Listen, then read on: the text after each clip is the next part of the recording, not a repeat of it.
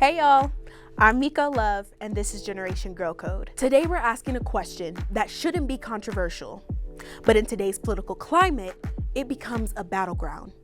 Who gets to be a girl? In recent years, we've seen a wave of legislation targeting transgender women and girls, particularly for their participation in sports, access to healthcare, and in some states, even their right to exist safely in public spaces.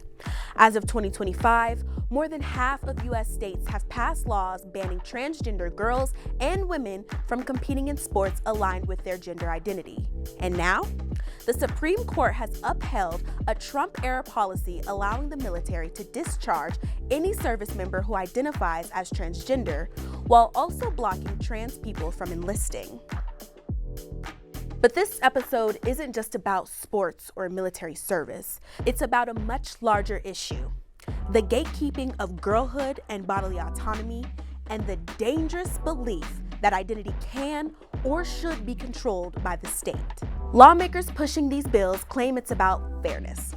But let's be honest, if fairness were the real concern, where's the urgency around equal funding for women's athletics? Where's the legislation to close the gender pay gap? Instead, we're watching grown-ass adults pass laws that surveil, shame, and exclude kids because they don't conform to outdated gender norms. In Kansas, the State High School Activities Association now allows schools to demand sex verification if a student athlete's gender is questioned. This can include physical inspection. Let's call that what it is: invasive, dehumanizing, and traumatizing. It's about control, not fairness. And these types of laws are not isolated to Kansas. So here's the deeper question: why is womanhood treated like it's fragile, like it's something that needs policing or protection? And who gets to decide what womanhood even looks like? Remember, cisgender women are policed too, from how we dress, to whether we have children, to what rights we have over our bodies.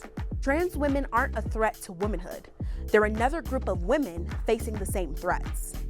The same politicians banning trans girls from sports and military service are also voting against reproductive freedom, maternal and women's health care, and protections against gender-based violence. So if womanhood is so sacred, why aren't our lives treated that way? Let's break this down further. In the U.S., Black trans women are specifically targeted for violence with little to no justice. According to the Human Rights Campaign Foundation, 61% of trans women murdered in the last year were women of color. Since 2013, 226 Black trans women have been killed.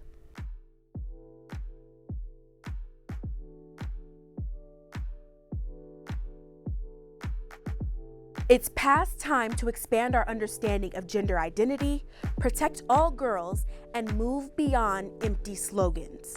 That means taking action by demanding access, safety, healthcare, and representation for everyone. It means centering the voices of those most often pushed aside, not silencing them. Trans women are women, full stop.